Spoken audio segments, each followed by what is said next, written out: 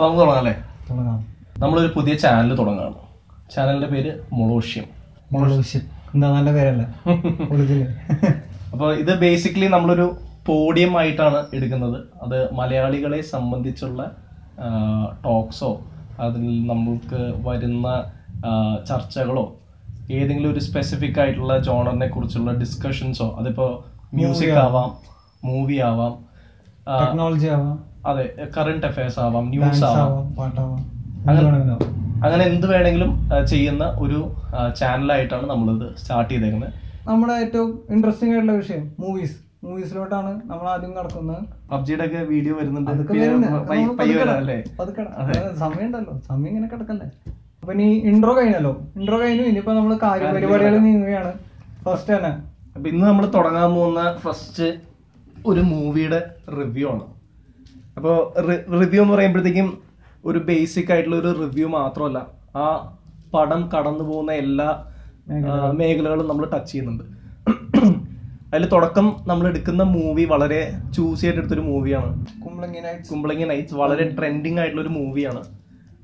ആ മൂവിനെ കുറിച്ചാണ് നമ്മളിന്ന് ഡിസ്കസ് ചെയ്യാൻ തീരുമാനിച്ചത്. അത് വേറെ ഒന്നും കൊണ്ടല്ല, ഈ മൂവി ഇപ്പോ ആക്ച്വലി നാട്ടിലും എല്ലായിടത്തും, എനിക്ക് ബാംഗ്ലൂരാണ് ഇപ്പൊ, ഞങ്ങൾ ബാംഗ്ലൂർ അവിടെ വളരെ ട്രെൻഡിങ് ആയിട്ട് മൂവ് ചെയ്തുകൊണ്ടിരിക്കുന്ന സിനിമയാണ്. ഒരു സിനിമയിലെ എല്ലാ ഭാഗങ്ങളും വളരെ നന്നായിട്ട് കൈകാര്യം ചെയ്തൊരു മൂവിയാണ്. ഇപ്പൊ പറഞ്ഞ പോലെ മ്യൂസിക്, അതിന്റെ ഫോട്ടോഗ്രാഫി എല്ലാതായാലും വളരെ നന്നായിട്ട് കൈകാര്യം ചെയ്തൊരു മൂവിയാണ്. അതുകൊണ്ടാണ് നമ്മളത് ചൂസ് ചെയ്തത്. ഫസ്റ്റ് എല്ലാവർക്കും അറിയുന്ന കാര്യം തന്നെയാണ്. പടത്തിന്റെ പേര് കുമ്പളങ്ങി നൈറ്റ്സ്.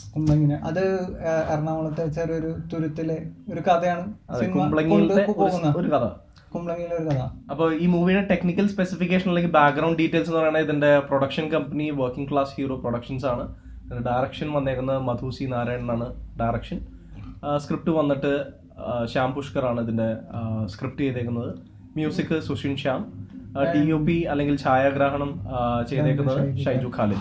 എനിക്ക് തോന്നുന്നു ആ പ്രൊഡക്ഷൻ കമ്പനിയുടെ പേര് തന്നെ അതിന് അനുയോജ്യമാണ്. വർക്കിംഗ് ക്ലാസ് ഹീറോ എന്ന് പറയുന്ന ഒരു സെക്ടറിലേക്ക് അത് വന്നേക്കുന്നത്.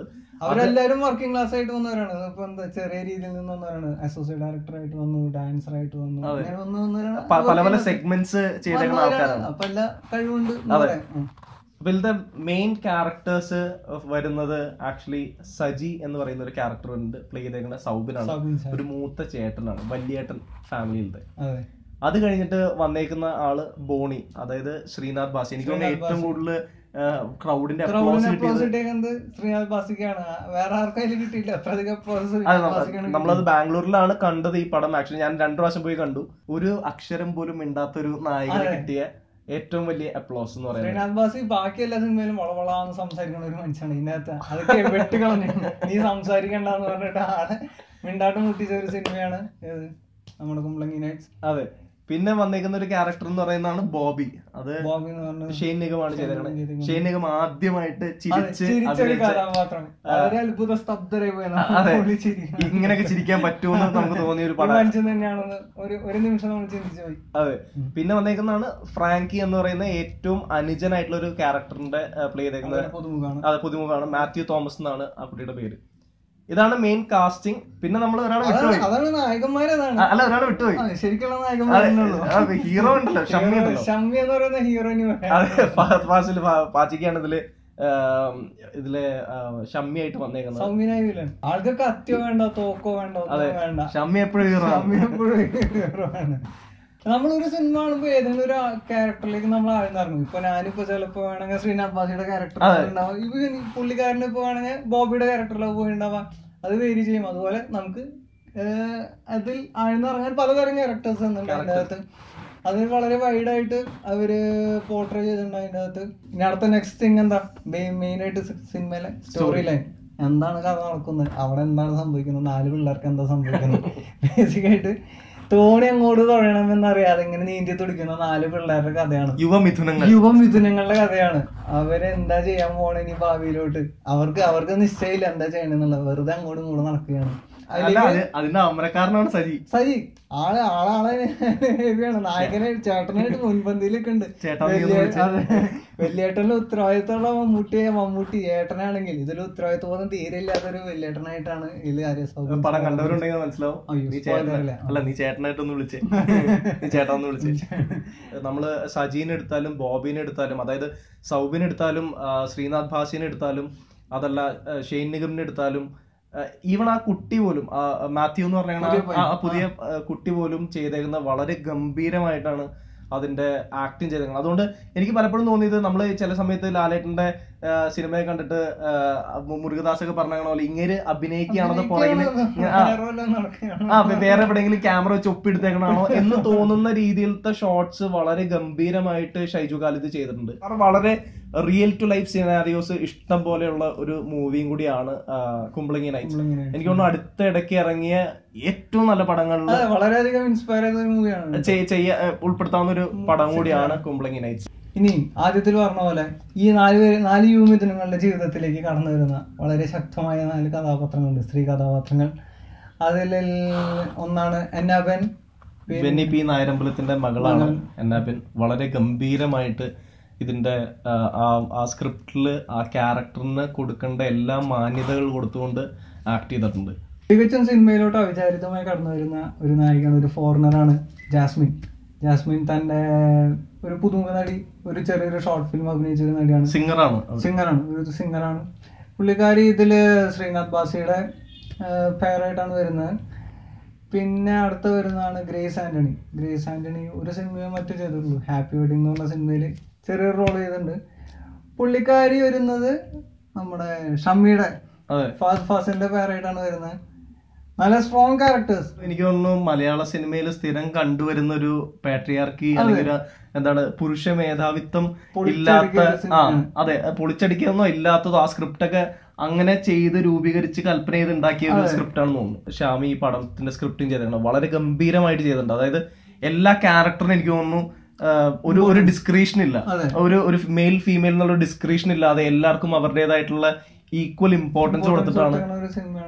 സുഷിൻ ശ്യാം ആണ് ഇതിന്റെ മ്യൂസിക് ചെയ്തേക്കുന്നത്. അതിന്റെ മ്യൂസിക് ആണെങ്കിലും ബാക്ക്ഗ്രൗണ്ട് സ്കോർ ആണെങ്കിലും അതെ, $150 രൂപയ്ക്ക് ടിക്കറ്റ് എടുത്ത് അല്ലെങ്കിൽ 200 രൂപയ്ക്ക് ടിക്കറ്റ് എടുത്ത് എത്ര വേണമെങ്കിലും എടുത്ത് കാണാവുന്ന ഒരു പടമാണ് കുംബ്ലിംഗി നൈറ്റ്സ്. അപ്പൊ കണ്ടവർ ഉണ്ടെങ്കിൽ ഒന്നും കൂടി പോയി കാണുക. കാരണം എനിക്ക് തോന്നുന്നു പല പല സൈറ്റ്സ് നമ്മൾ കാണുന്നത് രണ്ടാമത് കാണുമ്പോഴാണ്. ഷൈജു ഖാലിദിന്റെ DOP ആണെങ്കിലും എന്താണ് അതിന് പറയുക, കവരാന്നല്ലേ, അത് വളരെ നോട്ടബിൾ ആയിട്ടുള്ള ഒരു പോയിന്റ് ആണ്. ബയോലൂമിനൻസ് എഫക്ട് അത് ആൽഗയാണ് നമ്മുടെ കേരളത്തിൽ തന്നെ കണ്ടുവരുന്നതെന്ന് പറയുമ്പോൾ ഞാൻ ശരിക്കും അത്ഭുതപ്പെട്ടു. അല്ല, കുംബ്ലിംഗിലുള്ള ആൾക്കാർക്ക് അത് സുപരിചിതമായി. അതെ, ഞാൻ ഇതില് ലൈഫ് ഓഫ് പൈലാണ് ഞാൻ ആദ്യം ഇങ്ങനെ എന്താ, അല്ല, ഞാൻ ലൈഫ് ഓഫ് പൈൽ വിചാരിച്ചിരുന്നത് എഫക്ട്സ് ആണ്. ശരിക്കുള്ള സംഭവം ഇപ്പൊ കണ്ടപ്പോൾ നമ്മുടെ നാട്ടിലുണ്ട്, നമ്മളിത് അറിയാതെ പോയതാണ്. എനിക്ക് തോന്നുന്നു മറ്റേ ഇവരുടെ പോസ്റ്റർ വരെ ഡിസൈൻ ചെയ്തേക്കണ ആ ഒരു അത് പറഞ്ഞ എന്താ പോസ്റ്റർ ഡിസൈൻ ചെയ്തേക്കുന്നത് അതേ സെയിം കോൺസെപ്റ്റിലാണ്. ആ ബയോലൂമിനിസൻസ് എന്ന എഫക്ട് വെച്ചിട്ട് എന്ന് പറഞ്ഞാൽ തനിയെ വെളിച്ചം പരത്തുന്നത് നമ്മുടെ മിന്നാമിനിങ്. മിന്നാമിനിങ് അതാണ് വെള്ളത്തിലുള്ള മിന്നാമിനിങ്. അത് വെള്ളത്തിലുള്ള മിന്നാമിനിങ് ആൽഗെ. പിന്നെ മാൻ ബിഹൈൻഡ് ദ മൂവി നമ്മള് എല്ലാം പറഞ്ഞെങ്കിലും മധു നാരായൺ പറഞ്ഞില്ല. നടുതൂണ് ആ പടത്തിന്റെ എന്ന് പറയുന്ന മധു സി നാരായണനാണ്. ചതറി കിടക്കുന്ന സാധനം എല്ലാം ഒരുമിച്ച് കൂട്ടിയത് പുള്ളിക്കാരനാണ്. അപ്പോ പുള്ളിക്ക് എന്താ പിന്നെ ഒരു ഹാറ്റ്സ് ഓഫ്. അതെ, കിടക്കട്ടെ എന്നല്ല, വേണം, അത് വേണല്ലോ. ഹാറ്റ്സ് ഓഫ് എന്ന് പറഞ്ഞാൽ വേറെ സൈഡ് കിട്ടിയില്ല. ഹീറോയിനെ ഭയങ്കര നന്നായിട്ട് പോർട്രേ ചെയ്യുക, അങ്ങനത്തെ ഒരു സാധനം ഇല്ല. ഹീറോയിന് ഗ്ലോറിഫിക്കേഷൻ ഇല്ല, അതില് വില്ലന്റെ ഗ്ലോറിഫിക്കേഷൻ ഉണ്ടെന്ന് മര്യാദക്ക് ഇടി പോലെ നമ്മൾ ഇടിയില്ല. അത് വലിയൊരു ഫാക്ടറാണ്. മറ്റേ മാഫിയ ശശിക്കോ ബാക്കി ആർക്കോ പുള്ളിക്കാരന് പണി കൊടുത്തിട്ടില്ല എന്നുള്ളൊരു സ്റ്റണ്ട് മാസ്റ്റർ ത്യാഗരാജന് ഒരു പണി കൊടുത്തിട്ടില്ല. അത് വളരെ വിഷമമായ കാര്യമാണ്. കുഴപ്പമില്ല. അപ്പൊ അങ്ങനെ വളരെ മികച്ച രീതിയിൽ ഭയങ്കര സട്ടിലായിട്ട് എടുത്തേക്കുന്ന ഒരു പടമാണ്. എല്ലാവർക്കും ഇഷ്ടപ്പെടും എന്ന് എനിക്ക് തോന്നുന്നു. 2019 വളരെ മികച്ച സിനിമകള് വളരെ അഭിമാനം തോന്നുന്നു. മമ്മൂക്കാന്റെ പേരെൻപ്, നമ്മൾ അതിനെ കുറിച്ചൊക്കെ അടുത്തുള്ള വീഡിയോസിൽ ഇനി ഞങ്ങളുടെ വീഡിയോസിൽ അതൊക്കെ കവർ ചെയ്യുന്നതാണ്. 2018 അവസാനത്തോടുകൂടി ഈ മൈ ഒക്കെ വന്നപ്പോ നല്ലൊരു കാലമാണെന്ന് പറയാം. അതെ, അപ്പം ഇത് നമ്മൾക്ക് തോന്നുന്നു കുറച്ച് ഡിലേ ആയി, കുറച്ച് ലാഗ് ആയെന്ന് തോന്നുന്നു. അതായത് വീഡിയോ കുറച്ചുകൂടി ലെങ്തി ആയെന്ന് തോന്നുന്നു. നമ്മൾ ഇത്ര ഉദ്ദേശിച്ചിട്ടുണ്ടായില്ല വീഡിയോ. നമ്മൾ ഇത്ര ലാഗ് ചെയ്യാൻ കാരണം എന്ന് വെച്ച് കഴിഞ്ഞാൽ അതിന്റെ ബാക്ക് ഇൻ ടീം ആണെങ്കിലും അതിന്റെ സ്ക്രിപ്റ്റ് ആണെങ്കിലും അതിന്റെ എല്ലാ ടെക്നിക്കൽ വർക്ക് ചെയ്തിരിക്കുന്ന ആൾക്കാരാണെങ്കിലും വളരെ ഗംഭീരമായിട്ടാണ് ചെയ്തേക്കുന്നത്. അത് നമ്മൾ കമന്റ് ചെയ്തില്ലെങ്കിൽ, അത് ക്രെഡിറ്റ് ചെയ്തില്ലെങ്കിൽ മോശമായി പോകുന്ന ബോണി പറയാൻ പറഞ്ഞു. അതെ, ഒന്നും പറയാത്തൊരു ക്യാരക്ടറിന്റെ. ഇനിയിപ്പോ നിങ്ങളുടെ മൂടൊന്നും കളയണില്ല, ഇനി മൂട് എന്ന് കളയണ്ട. വളരെ അടുത്ത് നമ്മുടെ റിക്കറിംഗ് ആയിട്ടുള്ള വീഡിയോസ് വന്നുകൊണ്ടിരിക്കും. ഇതേപോലത്തെ പല പല ടോപ്പിക്സ് നമ്മൾ കവർ ചെയ്യുന്നതാണ്. കുറിച്ച് മാത്രമല്ല, അതെ, നമ്മൾ തുടക്കം പറഞ്ഞ പോലെ തന്നെ പല പല ആസ്പെക്ട്സ് നമ്മൾ കവർ ചെയ്യുന്നുണ്ടാവും. നിങ്ങൾക്ക് നമ്മളോട് പറയാനുള്ള കാര്യങ്ങൾ അല്ലെങ്കിൽ ഏതെങ്കിലും ഒരു സ്പെസിഫിക് ടോപ്പിക്കോ നമ്മളോട് നമ്മുടെ വീഡിയോസിൽ എന്തെങ്കിലും തെറ്റുകുറ്റങ്ങൾ ഉണ്ട് എന്നുണ്ടെങ്കിൽ അത് നമ്മളെ അറിയിക്കണം, ചൂണ്ടിക്കാണിക്കുക. അതെ, നമ്മൾ തീർച്ചയായിട്ടും അത് പരിഗണിക്കുന്നതാണ്. പിന്നെ ലൈക്ക് ചെയ്യുക, സബ്സ്ക്രൈബ് ചെയ്യുക. So we really look forward to it. This is Ravi and Nitin signing out from Modosium. Hope to see you soon. Bye bye. Bell അടിക്കുക. Okay.